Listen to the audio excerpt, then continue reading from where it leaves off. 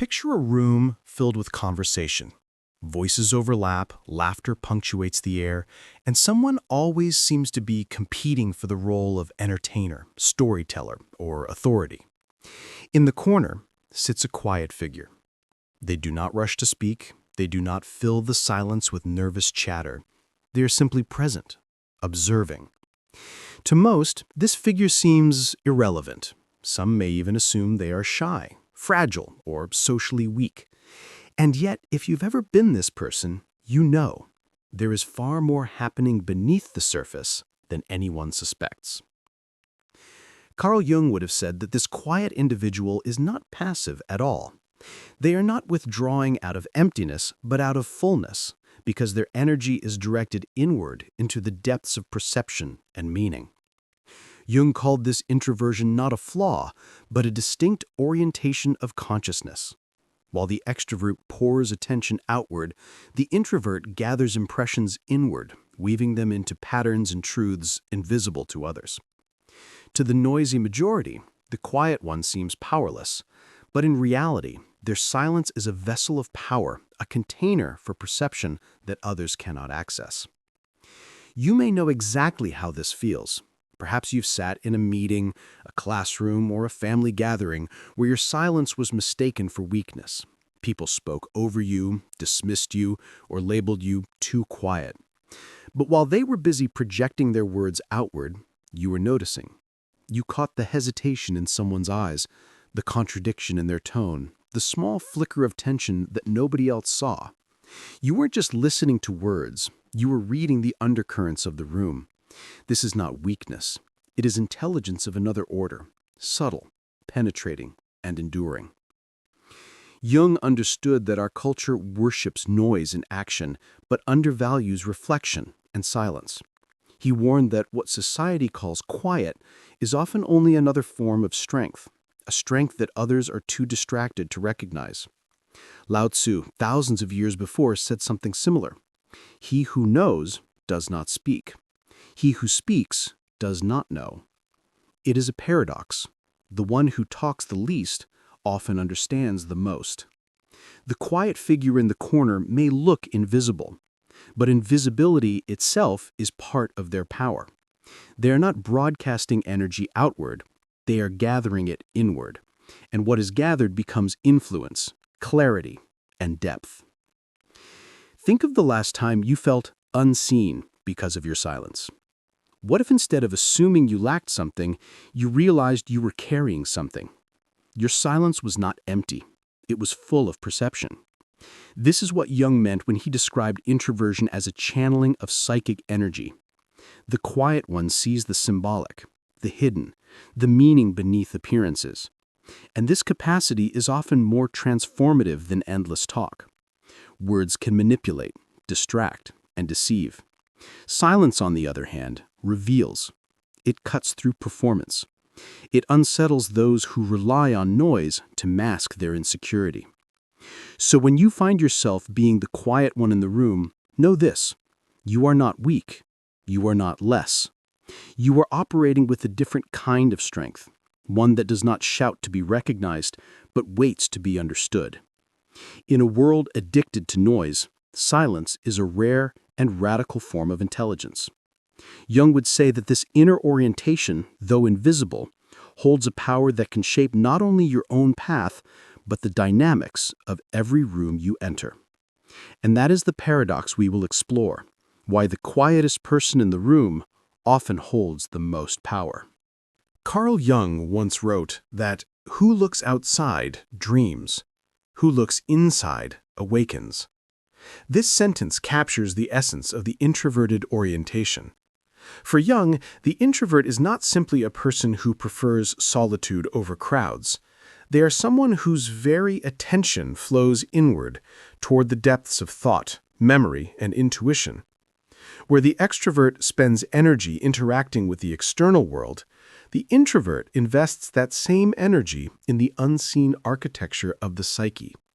And what is often invisible to others, the connections, the underlying meanings, the unconscious movements of people and events, becomes visible to them. This quiet orientation is not a withdrawal from life, but a different way of engaging with it. The introvert does not need to dominate conversations because they are tracing the currents beneath the words. They notice the small hesitations that betray a hidden fear, the contradictions that hint at deeper conflict, the patterns repeating themselves like echoes across time. Jung observed that introverts carry a kind of psychic reserve within them. They are not expending energy constantly, but storing it, letting it condense into insight. That is why, when they do speak, their words often cut deeper than those who speak endlessly. Think of how this appears in everyday life. In a heated debate, the loudest voices often compete to win attention. But then the quiet one finally speaks. Everyone stops, because the silence they carried before gave weight to their words.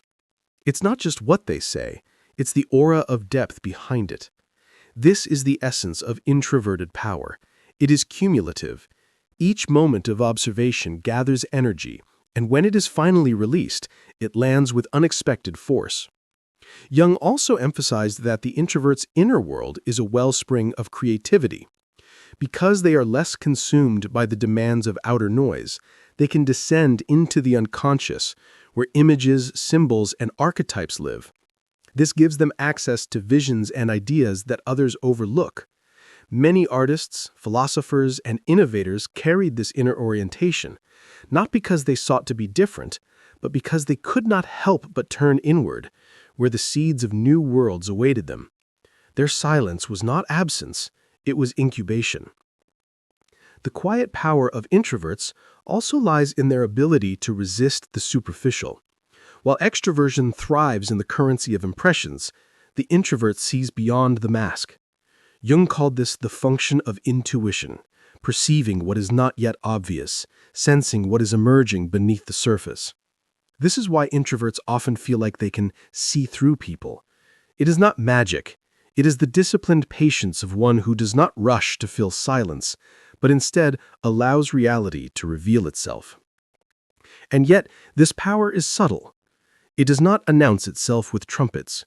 It is the kind of strength that grows in the shadows, unnoticed until it shifts the entire atmosphere. The quiet one in the room may appear irrelevant, but they are mapping the invisible. They are holding the strings of perception that the louder ones are blind to. Jung would say that this is not simply personality, it is a way the psyche balances itself. In a world of endless noise, there must be those who hold the silence, who preserve depth against distraction. So if you are that quiet figure, remember, your silence is not emptiness. It is observation, insight, and presence gathered inward. Jung's psychology reveals that this quiet power is not only real, it is essential. Without it, the world would drown in its own noise. If silence is such a profound source of power, why does it make so many people uncomfortable? Why, in a room full of noise, does the one who says little often become the target of suspicion, projection, or even ridicule? Carl Jung would argue that silence has a peculiar way of reflecting back what others would rather not see. The loud often depend on noise the way a mask depends on paint. It covers what lies beneath. Talking, boasting, storytelling, even joking, these can all be ways of maintaining a performance. But the quiet one, by refusing to play the same game, destabilizes the performance. Their silence becomes a mirror, and in that mirror, others suddenly feel the weight of their own insecurity. They begin to wonder, what are they thinking about me? Do they see through me? Without saying a word, the silent figure provokes the fear of being seen too clearly. Jung explained this through the concept of projection. We cast our unacknowledged traits, our shadow, onto others. The introvert's silence acts like a canvas for these projections. The nervous extrovert projects judgment. They must be thinking I'm foolish. The insecure boss projects hostility. Their silence is disrespect. The group projects weakness. If they're not speaking, they must not know anything. In truth, the silent one may simply be observing, but because silence cannot be controlled or predicted, it becomes threatening. Consider how this plays out socially. In a meeting, the loudest voices dominate, but the quiet one unnerves them precisely because they do not join the noise. Others may prod them to speak, not out of genuine curiosity, but to break the tension their silence creates. In families or friendships, the quiet one may be teased as too serious or antisocial. Yet beneath the teasing lies discomfort. Silence interrupts the illusion of harmony that constant chatter sustains. This is why silence is paradoxically powerful.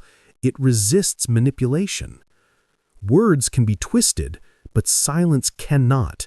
It belongs fully to the one who holds it. And this ownership is unnerving to those who rely on control. The quiet introvert cannot be baited into revealing what they do not wish to share. They cannot be exhausted into submission by endless argument. Their strength lies in the refusal to be consumed by the game of appearances. Jung saw this dynamic as essential to the balance of human groups. Societies need voices, but they also need silence. And because most people fear silence, those who embody it carry an unconscious authority. They remind others, without trying, that there is more beneath the surface, more than the performance, more than the noise. Think of historical leaders or thinkers who unsettled their peers not with endless rhetoric, but with restraint. Their pauses spoke louder than speeches. Their silence demanded that others confront themselves. The quiet person in the room holds a similar kind of disruptive power. They remind the group that not everything is being said, and that the unspoken often matters more than the spoken. This is why silence threatens the loud. It is beyond their control, beyond their manipulation, beyond their noise. And in a world that thrives on appearances, that makes silence dangerous. To speak of silence's power is to honor its truth. But Jung also warned, every gift carries its shadow, and the strength of the quiet introvert does not come without cost. If you have lived this reality, you know it well. The price is often isolation, misunderstanding, and being mislabeled by those who cannot comprehend your way of being. From the outside, silence is misread as weakness. Children who prefer observation over noise are called shy, antisocial, or even defective. In workplaces, the reflective mind is sometimes overlooked in favor of the loud confidence of those who speak first and most. In relationships, the introvert may be accused of not caring, of being distant, of withholding. This constant misinterpretation leaves a mark. To live as a quiet person in a noisy culture is to carry the weight of being misunderstood again and again. Jung believed that our dominant psychological function, the one through which we naturally experience the world, is both our strength and our burden. For the introvert, especially the intuitive introvert, the capacity to see deeply also means carrying what is seen. To perceive the hidden tensions in a room is powerful, but it is also exhausting. To sense the contradictions in people's words may bring clarity, but it can also bring sorrow. The inner life is rich, but it is heavy. This is why many quiet people wrestle with loneliness, not because they lack depth, but because their depth is rarely recognized. Few are willing to descend into the silence with them. Many would rather dismiss them than understand them. The result is a paradox. The very quality that makes them strong, their inner vision, also sets them apart. There is also the danger of withdrawal. When society repeatedly calls silence weakness, the introvert may begin to doubt their own power. They may shrink, suppress their insights, or force themselves into unnatural roles just to avoid exclusion. Jung called this the distortion of individuation, when the self betrays its own nature to satisfy the demands of the collective.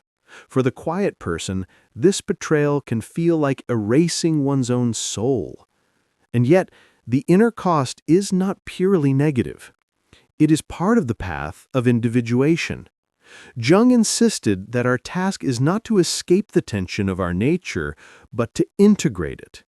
The introvert's burden, solitude, being misunderstood, the heaviness of vision, is the crucible through which their gift is forged into conscious strength. Without the struggle, the silence would remain only absence. Through the struggle, it becomes presence. If you have ever wondered why your quietness feels both a blessing and a curse, know this: you are not alone. Every true gift carries weight. To see deeply is to carry deeply. To move inward is to confront the shadows that others avoid. The cost of quiet power is real, but it is also what makes that power authentic.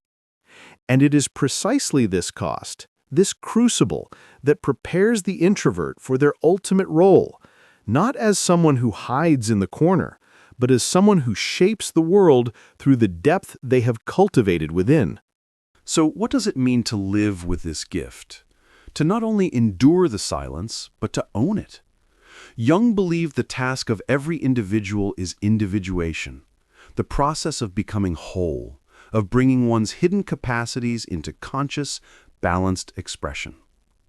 For the quiet introvert, this means no longer seeing silence as a curse or a flaw, but as a form of power to be integrated and expressed with confidence. To integrate is to recognize that your silence is not an absence of voice, but a presence of depth.